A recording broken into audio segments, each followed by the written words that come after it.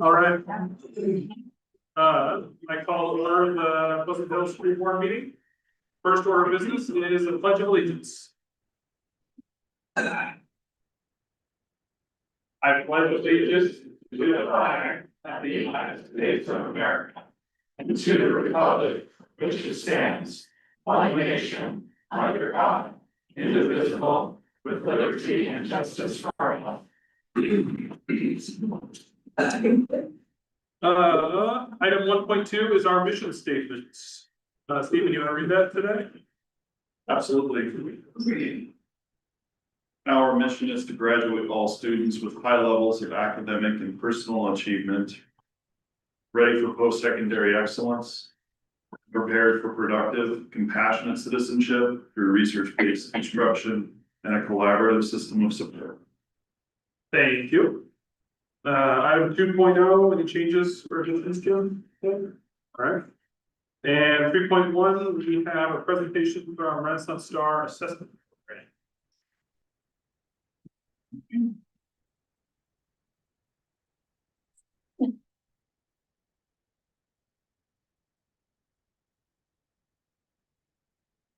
Hey, so I'm Stephanie Love Dawkins, K-12 instructional coach, and also K-12 tag and testing coordinator. So I had the privilege of rolling out our STAR assessments and learning them right along with everybody else this year. So I wanted to do an overview of our new STAR assessments and key insights into the data that we have. So we have tested almost every student in the district.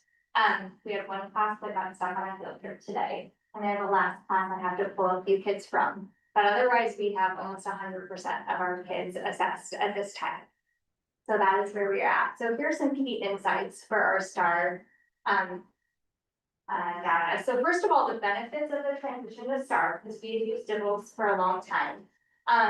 STAR aligns us with Oregon state standards. So it gives us a projection of where our kids are going to perform when it comes to the state benchmark come spring. It enhances learning initiatives for all students through detailed data for teachers and families.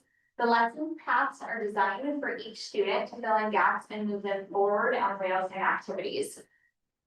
During MTSS time, and small group lessons are provided to teachers with targeted intervention for a full and small group instruction. So that helps the classroom teacher develop lessons that are just the right fit for all of their students in their classroom during that waiting time. DIBELS 8 is the assessment that was used before in the district, and it aims to align strategic and intensive range to the 40th and 20th percentiles. So above benchmark was 65th to 99th, at benchmark was 55th to 64th, below was 30th to 54th, and then well below was below the 30th percentile. And the STAR, the cut scores are chosen to identify students needing intervention. So at or above benchmark is at the 40th percentile, below benchmark is 20th to 40th, while below is 20th percentile and below. And then it also offers us a dyslexic screener for all kinder and students below the 20th percentile that aligns with the new state law to make sure that all students have a dyslexia screener. So why do we need a STAR? And really it's gonna help support all of our learners. So whole group reading builds a shared knowledge base for all of our students. It fosters a sense of community through shared discussion and allows for efficient, high quality instruction on complex topics and foundational reading skills, which are crucial for the development of strong literacy. So with the STAR assessment, all kids are in a whole group instruction in their core time together.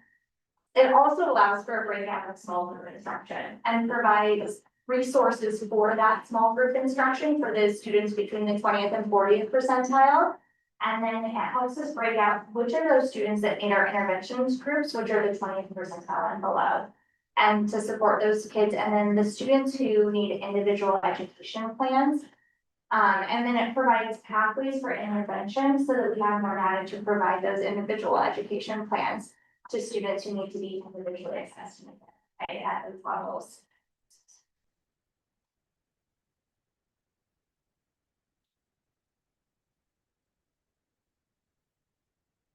So the data that is in STAR can be overwhelming at first because there's so much data in so many different areas. But it really works with teachers and administrators to use the assessment to tailor instructional strategies and provide targeted intervention. But not only intervention, but support for students all the way across the spectrum. So teachers can quickly determine how to group students based on their levels and create the groups within STAR itself. The Nearpod provides recommendations for targeted lessons by group, and providing targeted instruction promotes growth of all group students. It also will give teachers lesson ideas for areas that all their students in their class are a little bit behind on. So that is, teachers can work to fill gaps that are present for all of their classroom, but then also small group instructors can fill in gaps otherwise. STAR Freckle analyzes the student data and delivers individualized and adaptive practice, continually adjusting to the student's performance. So if your student needs to fill in some gaps from a grade level before where they're at, it'll fill in those gaps and then move them forward up to grade level. If your students are advanced and working 2 grade levels above, then it's going to give them instruction at those grade levels and continue moving them forward so that they're not stuck. It indicates areas of struggle and guides lesson alignment to specific to students. It suggests interventions based on performance level and screeners, along with tracking longitudinal progress and setting goals. So teachers can set individual goals for students along the way for every student in that classroom. So the transition to Renaissance was made because it provides actionable and timely data. So it's computer adaptive, which gives us immediate results. You get results about 2 minutes after the test is given. And then educators receive quick insights right away on each area that the student was tested in. It can inform instructional decisions. So teachers use the assessment data to evaluate strengths and weaknesses, and they can tailor lessons directly to those. And then targeted groups can be formed at that point in time. It can be used for progress monitoring and screening. So it provides valid and reliable tool to screen students across all levels to see where they're at and make sure that they're making continuous growth, no matter where they're at. And it will also monitor that growth over time towards proficiency goals and beyond. And then it's efficient and accurate because it's computer adapted and each test is only 20 to 30 minutes long. So instead of sitting for a long time, it's a short window of time that they have to test. There's going to be communication out to parents and families at our conferences, and it provides really specific information for parents. So the results are going to be shared, and teachers will talk with families, or students will talk about their results that they're doing student-led conferences, to share with their families where they're at and where their learning is at that time. And it provides individual learning paths for both reading and math so that it will guide them toward making a goal toward proficiency. Depending on where a student is at, that proficiency goal might be 2 years down the road, or the proficiency goal might be a year down the road, or they could be proficient and they're trying to exceed those goals. So it allows each student to make their own goal and teachers to work with them. And that's through the learning paths and giving the teachers the lessons, Nearpod and Freckle. So I wanted to give you guys a quick glimpse into our fall data. And remember, these were given, well, throughout the month of September. So district-wide, 60.4% of students are at or above district benchmark in the fall. And that's kindergarten, first and second, because this is our early literacy. So this is the beginning stages of literacy. First grade showed the highest percentage at 75% of students at or above benchmark. Which is really kudos to the work that teachers last year did, right? Because the fall looks back, and then fall data, as we continue with STAR, will also show us what students are losing over their summer. So that's the great thing, is we'll see where students ended at the end of the year and then where they started at the beginning. So it can also show us how to help support students throughout the summer. And then the total number of students tested increased, because 21, in the spring, we did a pilot. So the numbers are gonna look funny, but there were only 21 tested in the spring, and we had 187 students tested by the time I ran this report. So we're gonna, leadership focus areas are studying instructional practices in first grade, classrooms and kindergarten classrooms. I meant to add that on there, to identify effective strategies that we can use and to review systems of support for the 23.5% of students who are in intervention. And then our fall reading data, 56.5% of the kids are projected to meet state reading benchmarks. From the fall of from the benchmarks. And that is an increase from 31.6% in the spring. Again, the spring was a small number of students who tested. On the board, when you see the 56.5%, underneath it, they're not in order of grade level, because they're in order of the highest proficiency throughout the bottom. The great thing is, if even at third grade, we have 47% of our kids at the beginning of the year expected to meet state benchmarks, and that's with summer learning gaps. So that's going to continue to increase throughout the time and over the years. The middle school grades show projected proficiency between 50 and 52 and 55%. High school estimates show improvement with ninth grade at 63.1%. And that declined to 57% for 10th grade students. But overall, we're at about 7% that are expected to meet or exceed benchmarks for the state. And then for the fall math data, right now we are at 29.1% of students that are expected to meet or exceed benchmarks in the spring of this year. So, 29.1% of students are projected to meet the state benchmark. That's down from 40.9%, but remember that was just a small group that was sampled in the spring. Elementary grades show a higher projected proficiency rate, with first grade at 55%, fourth grade at 40%, and third grade at 38.6%. The high school rates are lower, dropping to 19% in the ninth grade and 11.4% in 10th grade of students expected to meet or exceed benchmarks. So Pleasant Hill Elementary, which is 37.5%, shows a stronger proficiency rate than the middle and high school. So that suggests a pattern of declining math performance as students advance through the grade levels. So the leadership focus areas will be developed targeted math support for all grades to incorporate the principles of mathematical literacy K through 12 and TSS supports. Analyze instructional practices in grades 1 through 4 that may be contributing to that higher projected proficiency rates, and develop targeted math support strategies for grades 7 through 10. And this year, I'm going to be working with middle school and high school a lot on mathematical literacy. And mathematical literacy is that ability to take what you know and put it into real world problem solving. And so it's holding high expectations for those students to transfer their learning through math talk, through critical thinking, through working in groups into real life problems that they're going to need to solve when they get out into trade schools, when they get out in the work field, or when they go on to college. So that's really going to be our focus this year for math, to try to improve that area. Okay, thank you.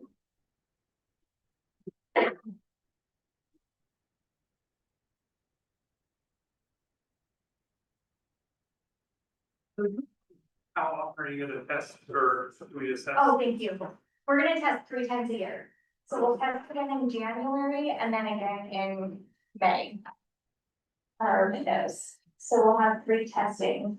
I asked a question. Mm-hmm. Okay, if we're only in math 55% and then 40% is about the average. How is that good?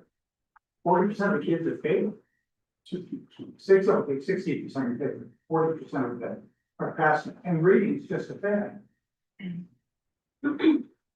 So we're working on, and this is my first year, but I know that elementary school last year focused a lot on literacy, and you can definitely see that in their reports. So what this data tells us is where to go from here. So it's what we're gonna design our professional development around.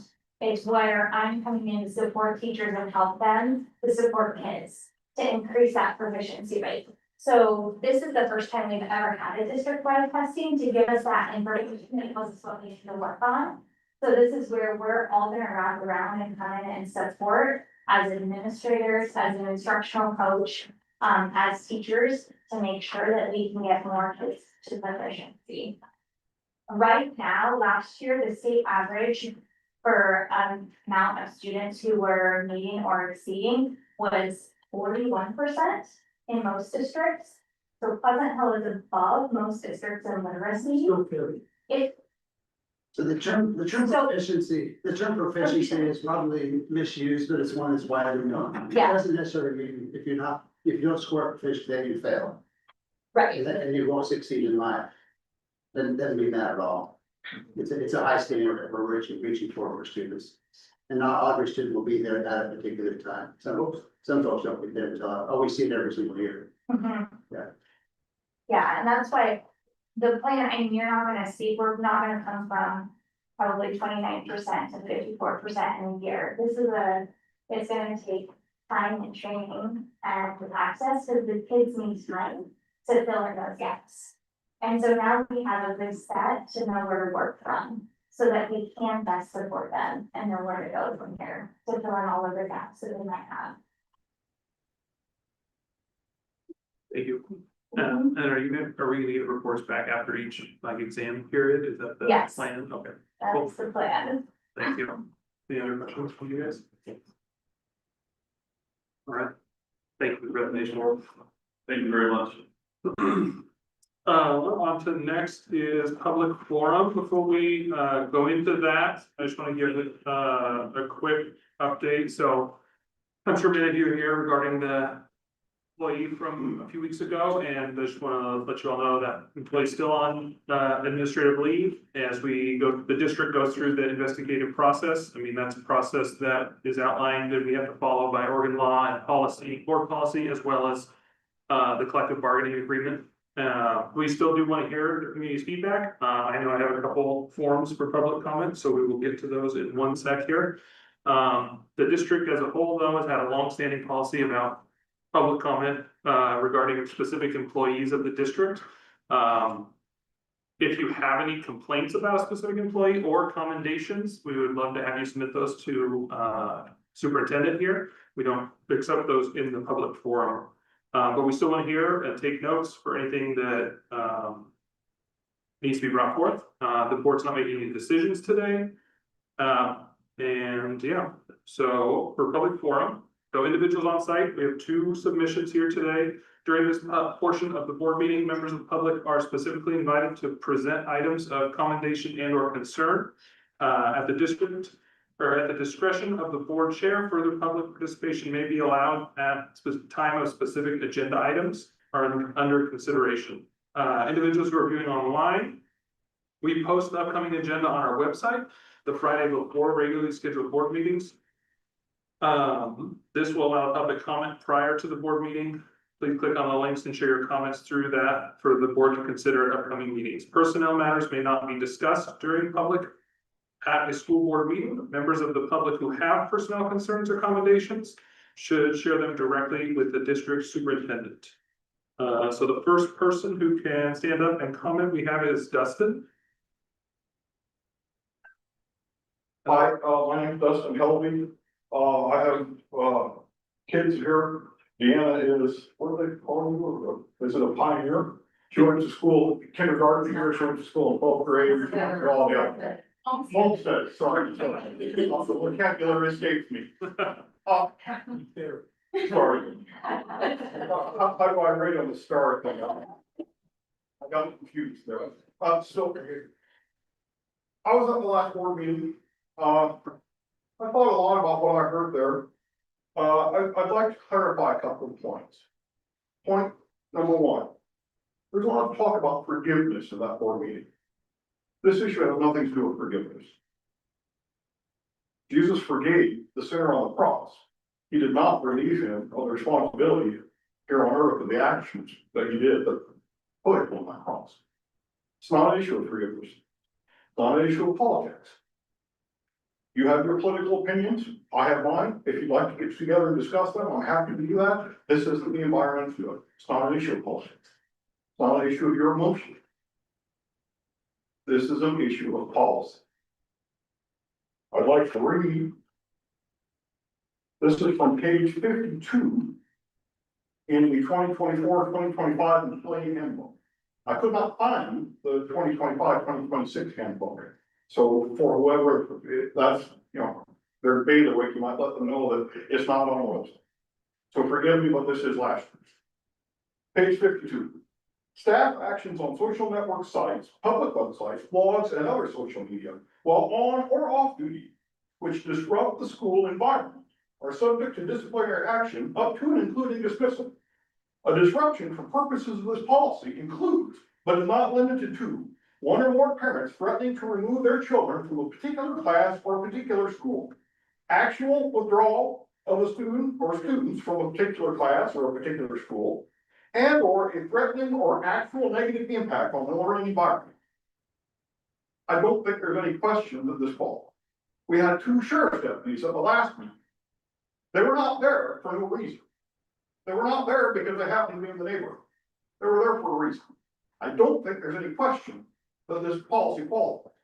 The issue is one of policy. It's not got anything to do with my political opinions, your political opinions. It is an issue of policy. That having been said, the other thing I'd like to say is, I think I probably speak for a lot of these parents when I say, we're not going away. We'll be here next meeting, and we'll be here meeting after that. We're not going away. This issue is not going to be swept on the road. We're not going to just forget it. With that, I don't know if my 3 minutes are out, but thank you for your time.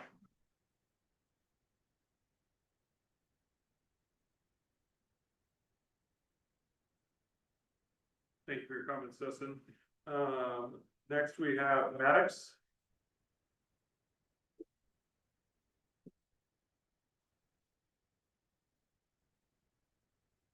Good evening, members of the board. My name is Max Brick, and I'm going tonight on my friend Star Black and Lawrenceburg News. We're all students in this district. We're also proud members of our Turning Point USA chapter for high school students here in Pocono.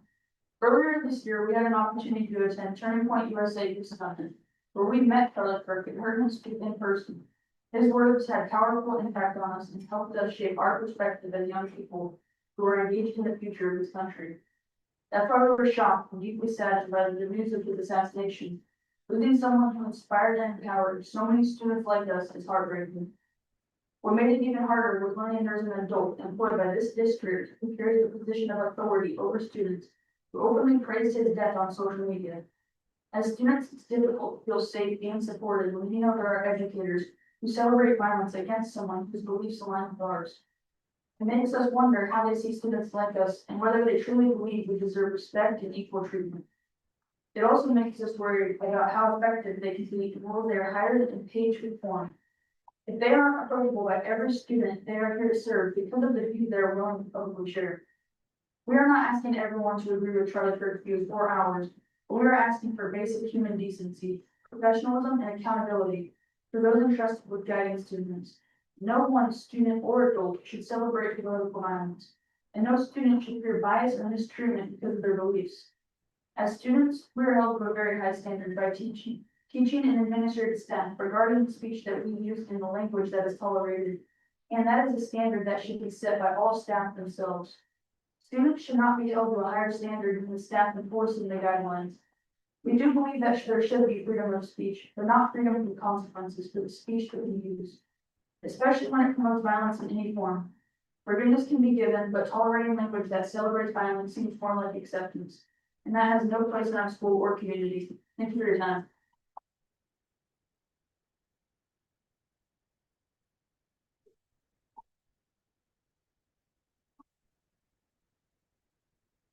Thank you for your comments, Maddox. I appreciate it. Action item number 5.1, need to approve the September 22nd meeting minutes.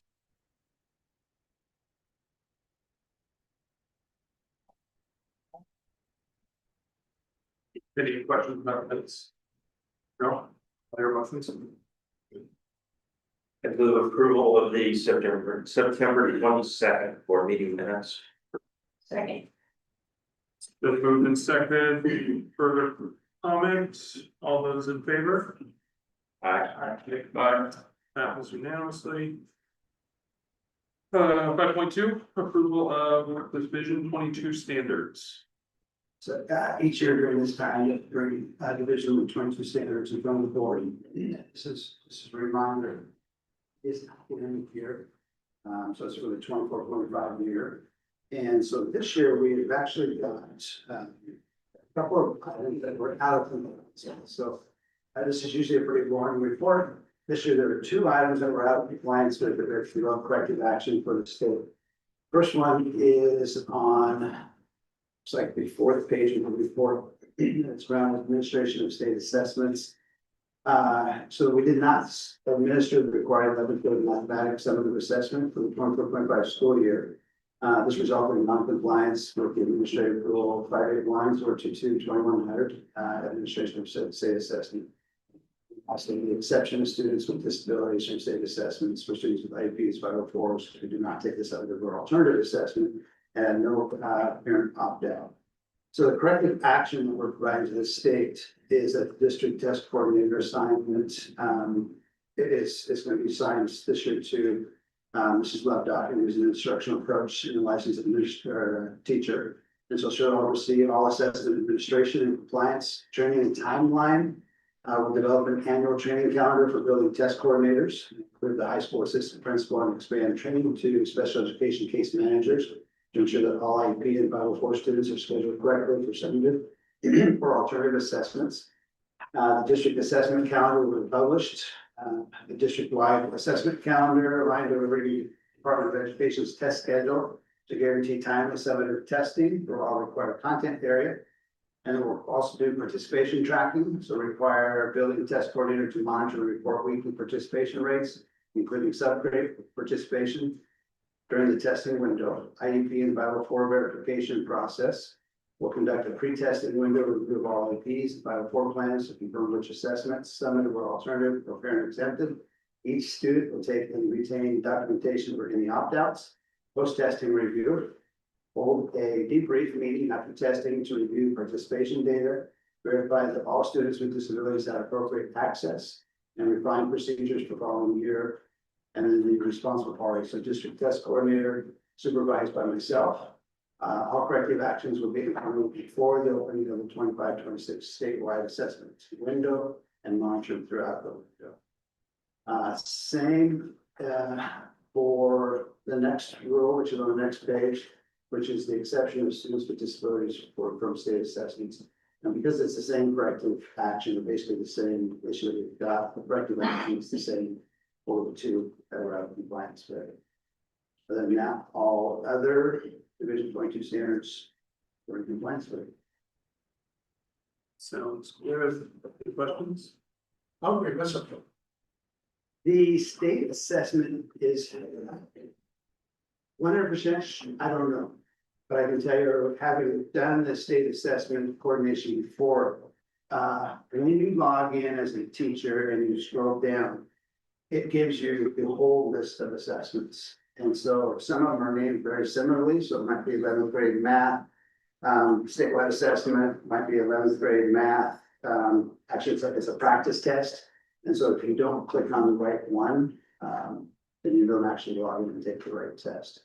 Because it was, in our 11th grade, we usually have a high percentage of opt-outs as well, so we don't have very many kids that were testing.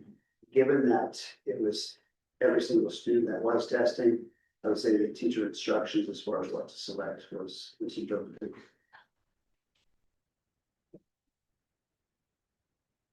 All right, I'll hear motions. I'll move to approve the 24-25 division 22 standards. Okay. We moved and seconded, any further comments? All those in favor? Aye. Passes unanimously. Item 5.3, approved board policy JFCEB and JFCEBAR. Right, so this is our new personal electronic devices and social media. At our August 18th board charge meeting, we reviewed policy JFCEB and the AR, personal electronic devices and social media in preparation for its deletion and replacement. The action was taken in response to the governor's executive order to direct school districts to adopt a new personal electronic device policy. And then in alignment with the executive order, the board reviewed policy JFCEB with its recommended changes. And then a second review was conducted at the September 8th board work session. Revisions discussed are reflected in that draft policy and accompanying administrative regulation presented here. And then at the September 22nd board regular meeting, the board heard public comment and approved policy JFCEB and the accompanying administrative rule. As a first read in preparation for the adoption, it's my recommendation that the board of directors adopt policy JFCEB personal electronic devices. We've already opened this one 2 times, any comments at this point? All right, I'll hear motions. Move to approve policy for JFCEB, personal electronic devices, social media. Moved and seconded, any further comments? All those in favor? Aye. Passes unanimously. Item 5.4, approved policy on public comment, PDH. So our August 18th board charge meeting, the board conducted a review of this policy and the accompanying AR. This policy with its recommended changes was being reviewed at the September 8th board work session. And at the September 22nd board regular meeting, the board heard public comment and approved policy BDDH and the BDDH AR first read in preparation for the adoption. It's recommended the board of directors adopt policy BDDH and BDDH AR tonight. Other comments? Motions? I move to approve policy DDH and the AR for BDDH, public comment. Moved and seconded. No further comments, all those in favor? Aye. This is unanimously. Item 5.5, approve policy on educational records for students with disabilities.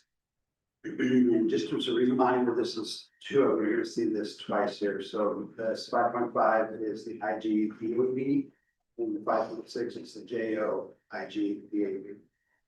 So the State Board of Education, we made changes to the rules regarding directory information and student permanent records. And the update reflects in these changes. At the August 18th board regular meeting, the board reviewed policy IGBAB, JOAR, and introduced preparation for the recommended changes. And at the September 22nd board regular meeting, the board heard public comment and approved the policy as a first reading. It is recommended that the board of directors adopt policy IGBAB JO-JR AR.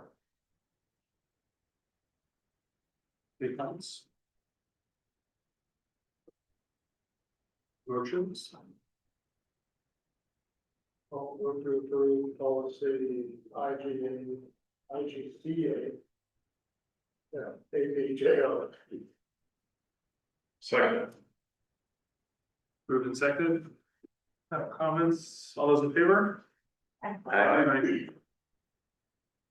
5.6, approve the same policy. Same policy lives in the part of the policy handbook, same timeline as far as going through the reviews. So the August 18th, for the meeting reviewed it, the 22nd of September. At the first reading, it's recommended the board of directors adopt policy JO/IGBAB.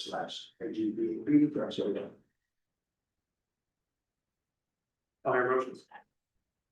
I move to approve policy JOIGBAB AR.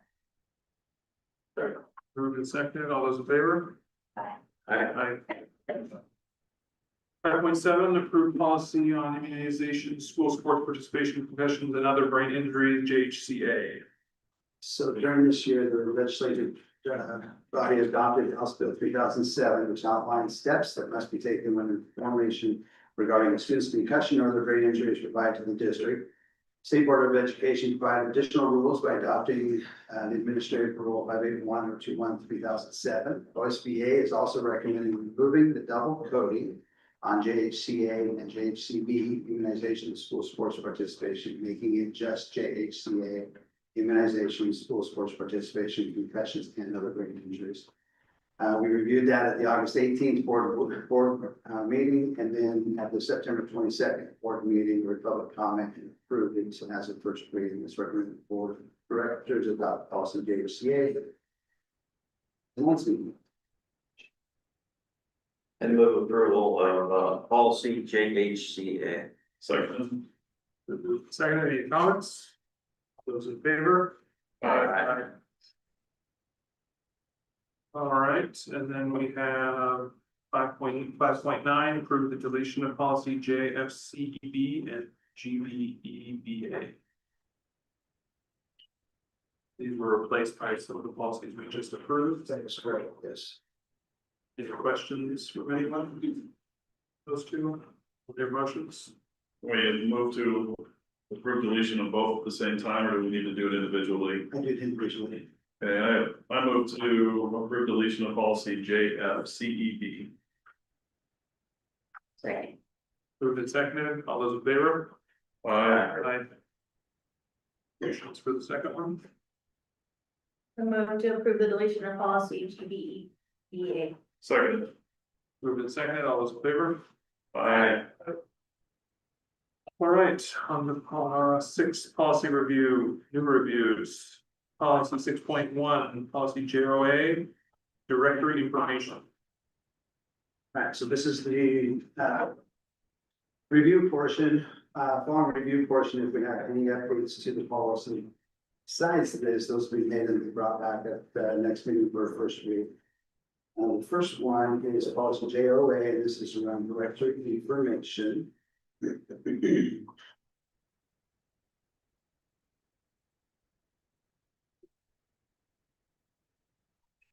So the State Board of Education made changes to rules regarding directory information and student permanent records in the administrative rules. And the update reflects these changes. Updates are in blue, we've got a color copy. They essentially removed the second sentence, which says the following categories are designated as directory information. And then go straight into directory information may be released through appropriate procedures and includes. And so you can see there used to be 13, or I guess it was 12 different items, sorry, 13 different items. They removed most of those. So what they're keeping is in the directory information, student's name, student's photograph, major field of study, participation in officially recognized activity in sports, weight and height of members of athletic teams, dates of attendance, and degrees and awards received. This is an example, I think, of just an administrative rule with our legislature that obviously creates a cascade of issues as far as directory information for us. When we go through our registration process is where we usually have parents that will sign off on what directory information they want to be made available.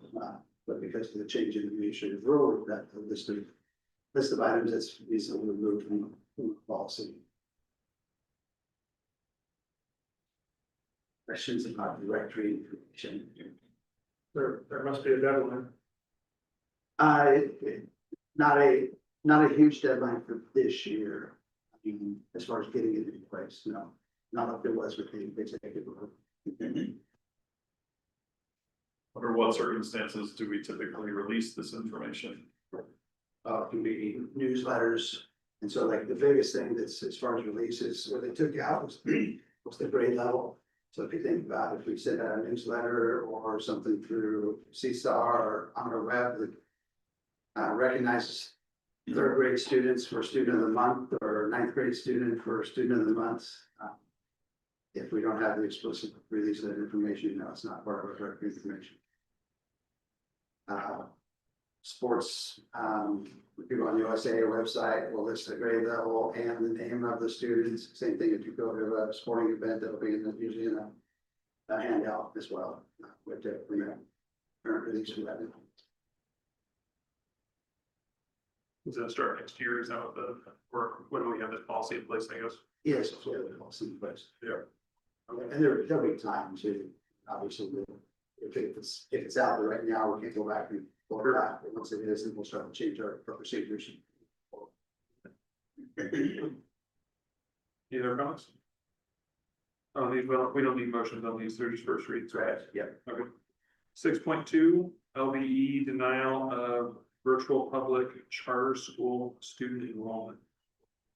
So this used to read resident student, denial for virtual public charter school. And so there's a few changes in here, nothing that's really, significant, but it does, so for instance, in the first paragraph, right at the very end, it used to say when the established percentage is more than 3%, now it says when the calculated percentage is more than 3%. So essentially, we were figuring our charter school enrollment, once we hit 3%, then we can deny, families who want to go and attend a charter school.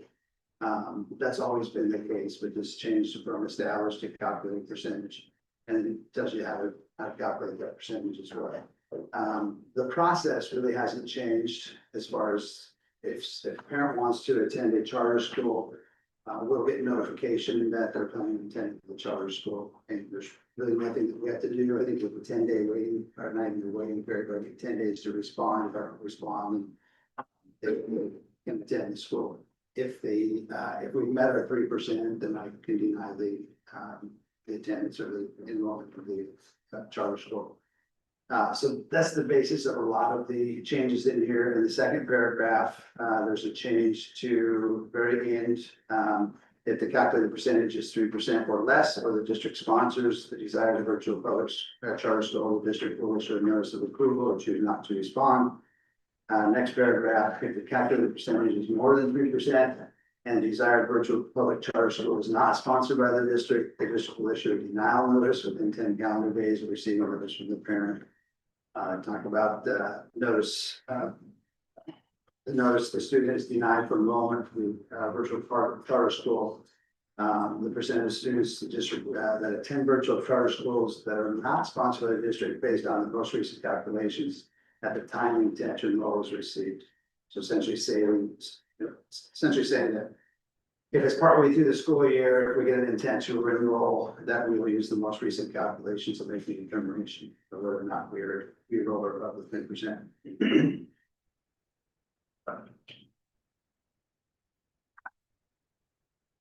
EEA.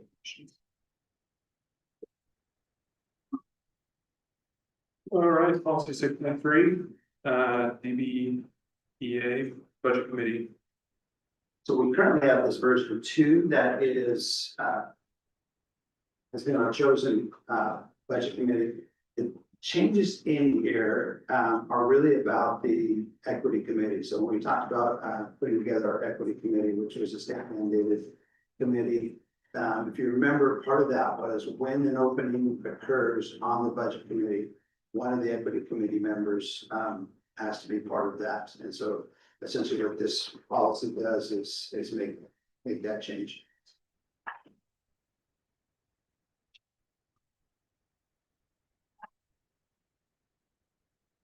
And then the next one is around graduation requirements, IKF.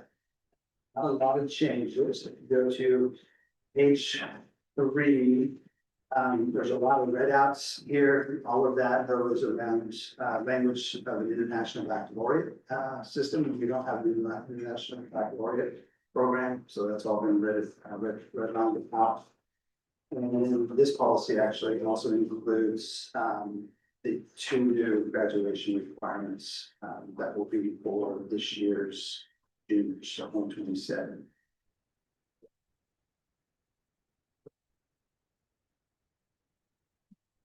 Not a lot of changes to the graduation requirement process. Comments or questions? I'd just like to comment on us rolling through all these policies to benefit the audience. These are all changes made as a result of either executive orders or legislative action to where our policies have to update and change. And the Oregon School Boards Association provides us with sample policies. And so most of what we're looking at are policies that they have written to meet the legislative requirements. And then we're just seeing how they differ from the previous policy. But there's really very little at the board level we can do to change these policies and still meet the legal requirements that we've been passed down from the state of Oregon. So it seems like we're sitting here doing a whole lot of rubber stamping, and quite honestly, that's what it is. And it is a little frustrating, but I'm sure some of you are aware of that, some of you may not be, but it's worth mentioning. Thanks, Chuck. On the 7.1 board calendar. Yeah, we're locked down. Maybe remind me of the name of it. That again, the. Or activity schedule, yeah. Thank you.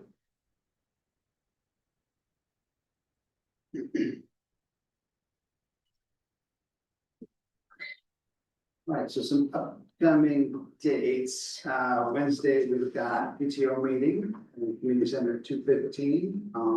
Also on Wednesday, I see Stephen has signed up for the booster meeting right here in the community center at 6:30. Education Foundation is October 16th, which will be here in the back room at 6 p.m. So that's no opening. And then in November, right now, I've got Stephen and Jen will be attending USBA annual convention. From 6 to 8, got a PTO meeting on the 12th at 2:15. Booster Club meeting on the 12th at 6:30, and the Education Foundation, 16 just signed up, it was at 6 o'clock. You have me on that one too, right? Yeah. I'll also go to the convention as well. Anything else on that, or anybody have any comments on the calendar? No. 8.0 board communication. I just want to say thank you all for coming today. I appreciate, sometimes we don't always get to communicate with the public directly on matters, but I appreciate you all coming and sharing your feedback. And I promise it's not falling on deaf ears, and we take it into account in everything we do. So thank you all for showing up. And those who spoke, I appreciate it. So, next meeting is October 20th here in the community center at 7 p.m. for those who would like to join. And that